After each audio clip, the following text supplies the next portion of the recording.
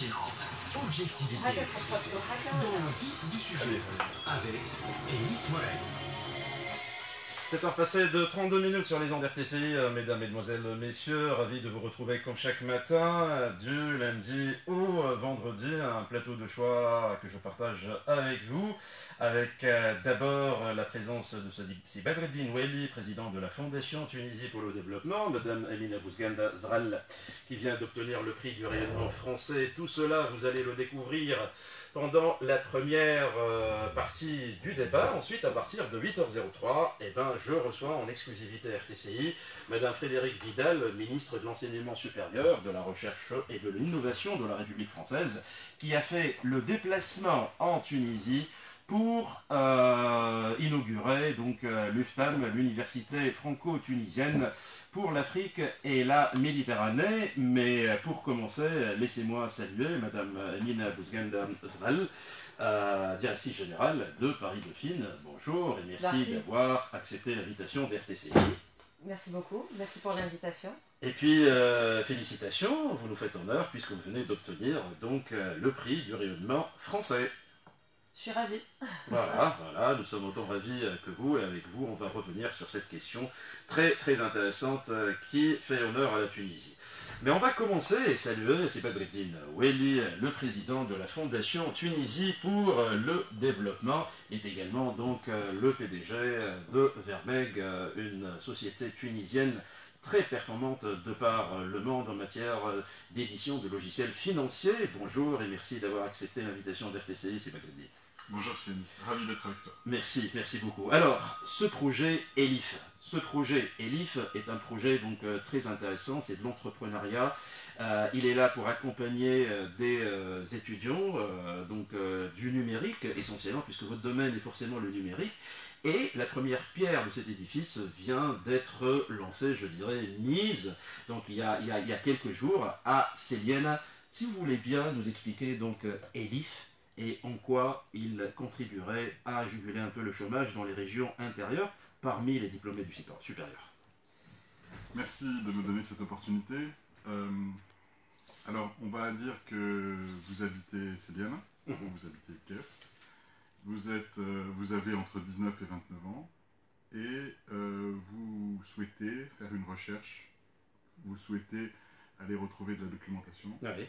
Vous souhaitez vous préparer à un entretien, vous souhaitez essayer de trouver une orientation de carrière, eh bien à Célienne, il n'y a rien du tout. Ni à votre université, malheureusement, qui n'a pas de Wi-Fi qui marche, ni autour de vous. Et puis l'écosystème est un écosystème agricole où les entreprises de technologie sont absentes, où les structures sont absentes. D'accord. Donc la première idée, c'était vraiment de faire une maison on a un projet dans 10 villes de l'intérieur du pays, mais on va commencer par Célienne, où les jeunes peuvent venir pour trouver une infrastructure exactement la même qu'on peut trouver à Paris, à Tunis ou à Londres, dans lesquelles où le Wi-Fi marche, où la clim marche, où ils sont connectés à Internet au débit, et ils puissent, s'ils ont une idée, ils ont besoin d'une imprimante 3D, ils vont la trouver.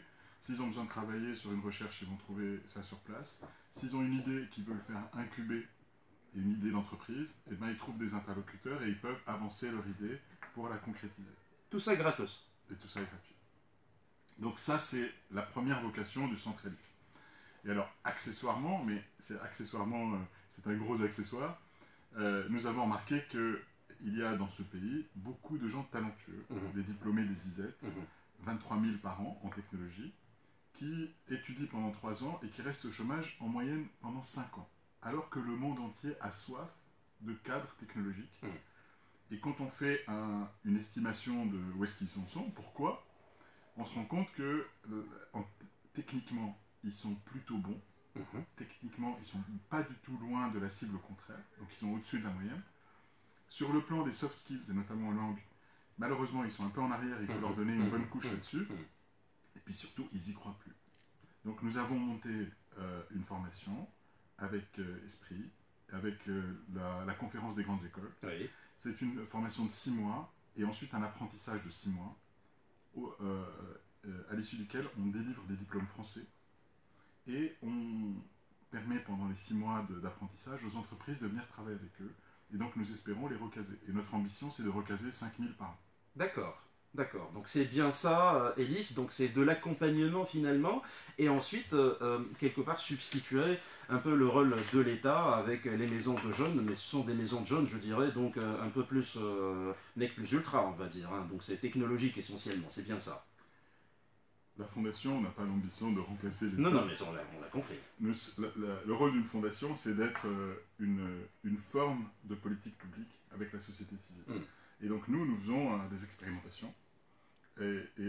Alors c'est une expérimentation à grande échelle, mais nous avons beaucoup plus de facilité qu'à l'État, parce que nous pouvons refuser des gens qui ne veulent pas travailler, parce que nous allons où on a envie et pas où...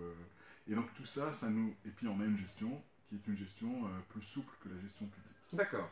Et tout ça fait qu'on peut faire des choses quand il y a un appareil en panne, ben on peut le remplacer en quelques heures.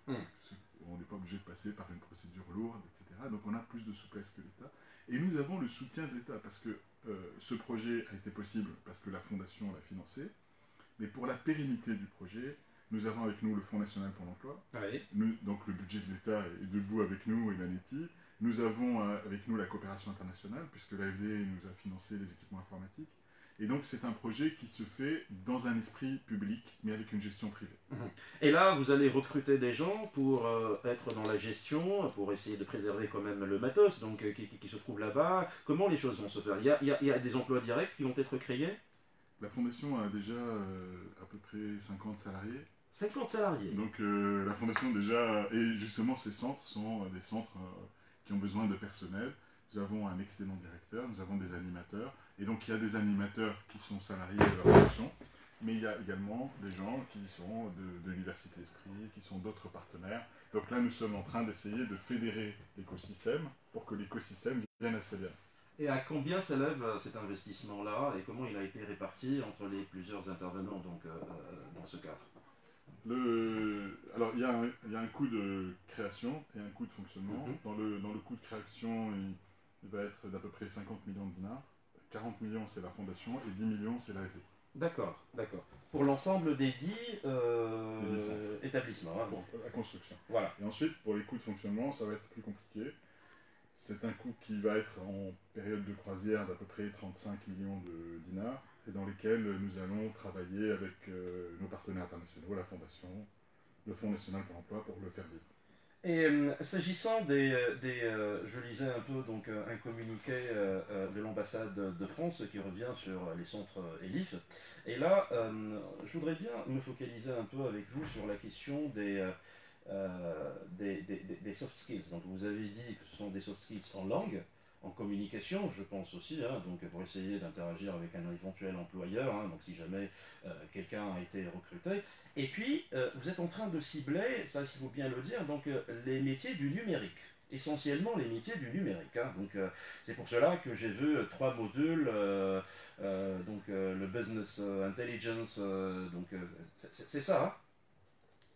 Hein. Ce qu'il faut voir, c'est que, bon, d'abord, malheureusement, moi je ne connais pas les autres domaines économiques, parce que donc, je suis un peu aveugle ou monocolore, disons. Mais en fait, il y a une opportunité fabuleuse, c'est que le monde a soif de technologues. Il y a, je pense que c'est un secret pour personne, un exode énorme de nos ingénieurs vers le monde entier. Le monde entier demande, même la Chine est en déficit de technologues. On vient de nous choper notre ministre de l'enseignement supérieur. Hein. Absolument. Si vous savez, absolument. C'est une question sur laquelle je reviendrai avec Madame la ministre. Et il ne vous suffit pas d'avoir les étudiants, là c'est carrément un ministre que vous avez recruté. Surtout que lui avait déclaré, si vous voulez garder les gens, vous n'avez qu'à les payer comme en Europe. Donc je pense qu'ils ont dû lui proposer plus cher. Donc plus sérieusement, donc, il y a une opportunité formidable. Donc nous, on ne crée pas un marché.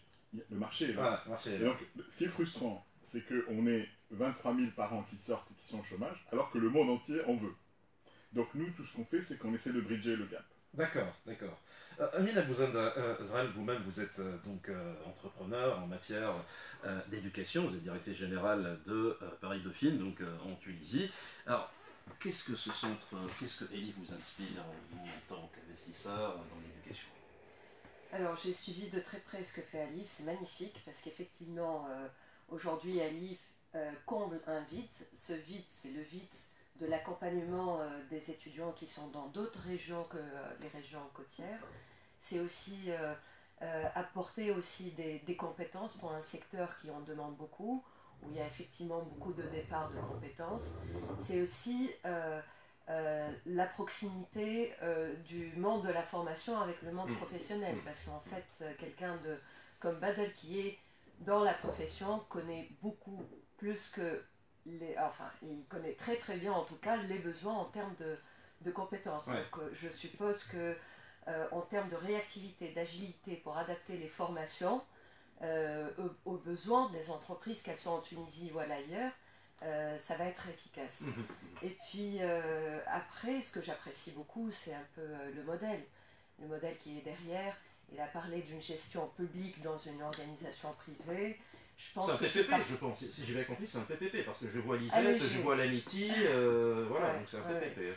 Allégé pour garder, je suppose, Badal, allégé pour garder la flexibilité et puis cette agilité-là dont on a besoin en Tunisie.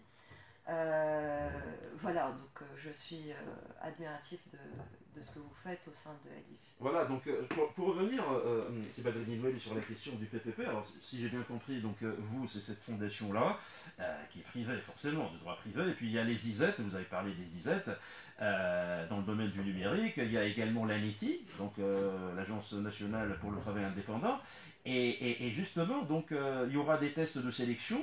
Et après, c'est une formation gratuite de 12 mois, je parle sous votre contrôle là, et qui concerne donc des spécialités dans le développement logiciel, le business intelligence et l'informatique embarquée. Donc après les 12 mois de formation, il y a un renforcement en langue et technique de communication, c'est ce qu'on a dit, en programmation informatique, et puis une période de professionnalisation de 6 mois consistant en des projets pratiques proposés et encadrés par les entreprises partenaires du programme. C'est-à-dire un acheminement total, hein, de la formation vers éventuellement un recrutement après avoir pris part dans une période de stage, on va dire entre guillemets. C'est bien ça.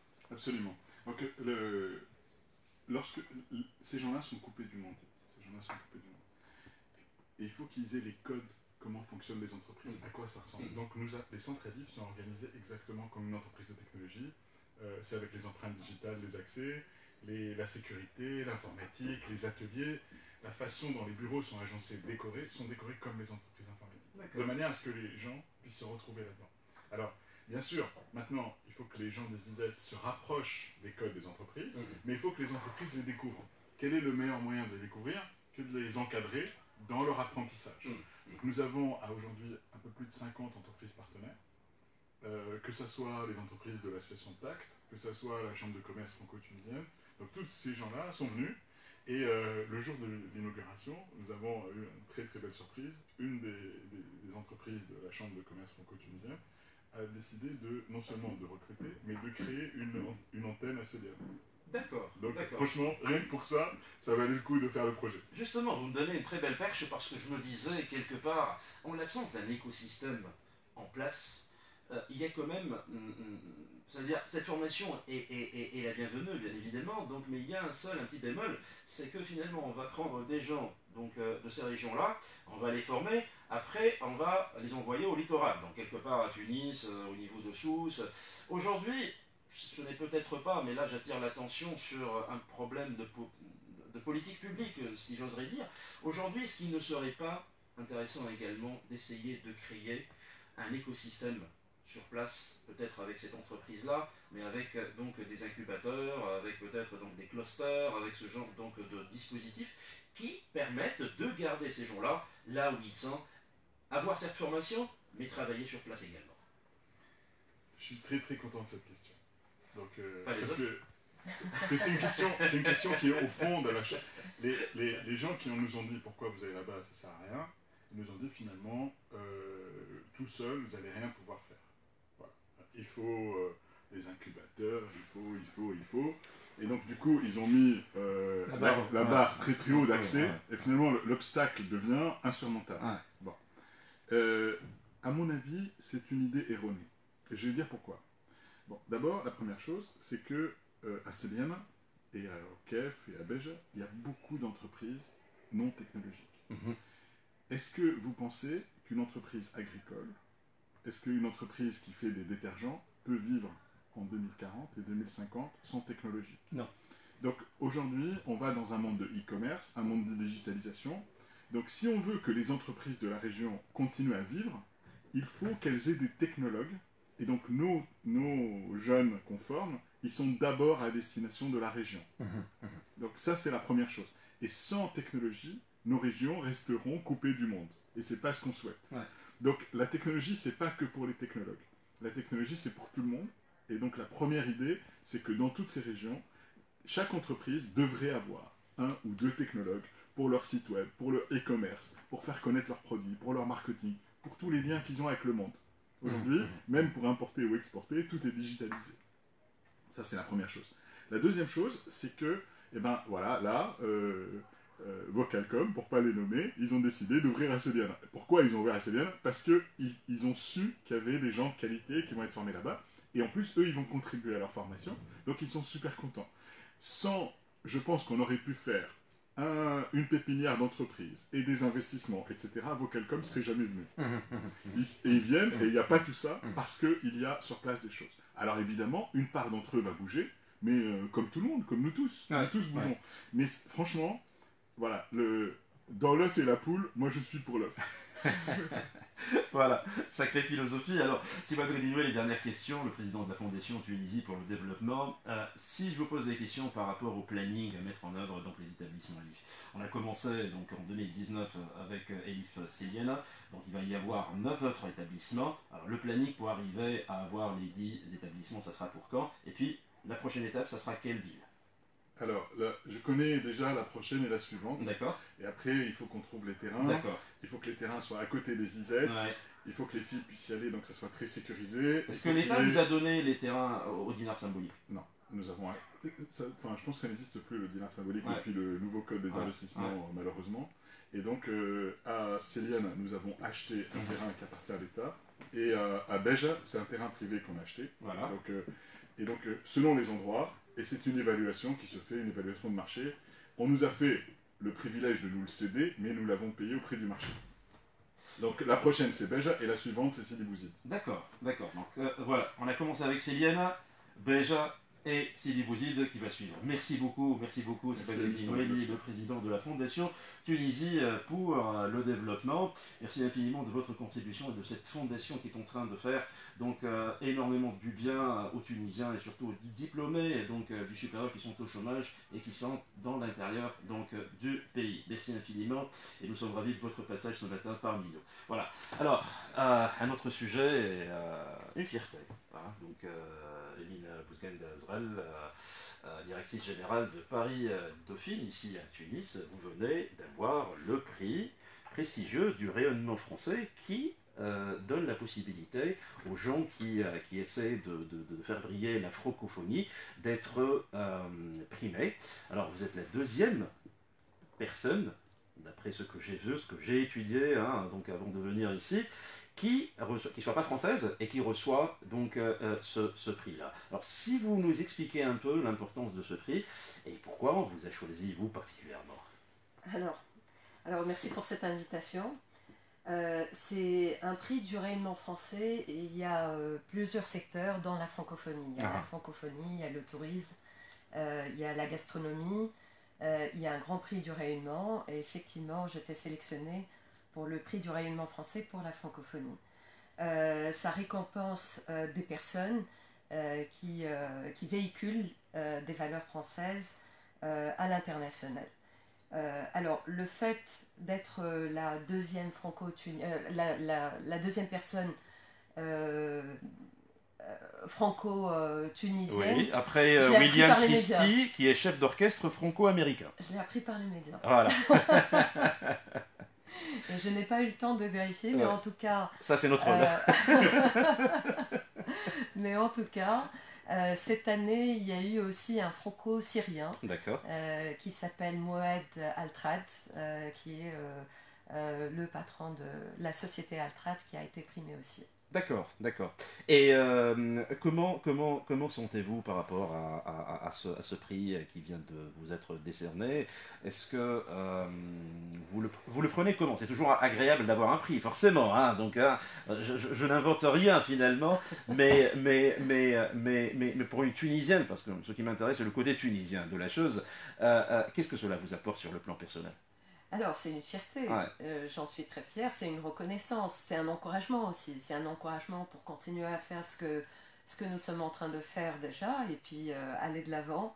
C'est vrai qu'aujourd'hui, la mission est encore plus importante dans un contexte plus difficile. Ce que j'essaye de faire, en fait, Badel fait même d'une manière beaucoup plus étendue en Tunisie, mais c'est une manière aussi de prouver que l'enseignement, la jeunesse reste une priorité pour la francophonie. Ouais. Aujourd'hui, les valeurs françaises consistent à utiliser le savoir-faire, l'expérience, l'expertise de cette université française, l'adapter au contexte tunisien et développer des choses qui sont adaptées.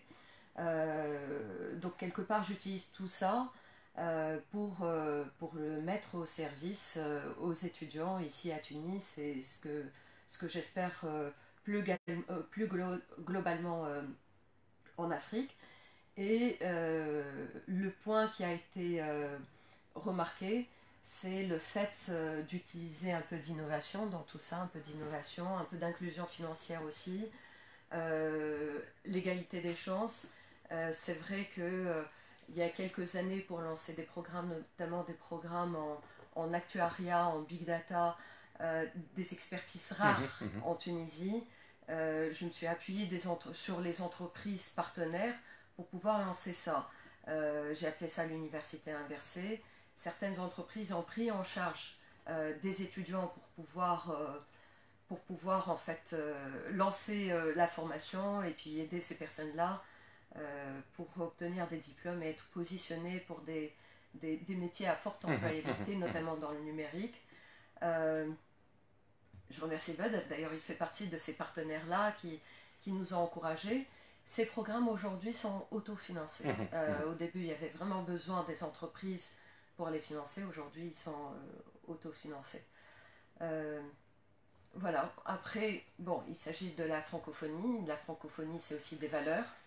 Et le sommet donc qui arrive à grands pas, hein. Donc le sommet de la francophonie en Tunisie en 2020 est de bon augure qu'une Tunisienne soit primée sur un segment aussi important que le segment du rayonnement. Donc voilà, français en matière de francophonie finalement, hein. Donc on est bien parti. Quelque part, je suis fille de Bourguiba. Voilà. Ça peut rajouter un petit On plus. l'est tous quelque part. Nous le sommes tous, hein. Nous le sommes tous. Merci beaucoup, Madame Amina Bouzganda Zral, donc directrice générale de Paris Dauphine. Vous venez d'obtenir le prix du rayonnement français. Merci infiniment de votre passage ce matin sur RTCI. Voilà, dans le vif du sujet cantineux, donc à partir de 8h03, je reçois Madame Frédérique Vidal, ministre de l'Enseignement supérieur, de la Recherche et de l'Innovation de la République française, qui sera parmi nous. Alors je vois tout le monde qui est là, la ministre Sophie Renaud, tout le staff de l'IFT que je salue, et puis notre chère directrice Emile Amadé à laquelle je fais un coucou. Voilà. Merci beaucoup. Restez branchés RTCI. Tout ce que vous devez savoir sur les élections suivra cette capsule didactique qui vous sera servie tout de suite. À tout à l'heure.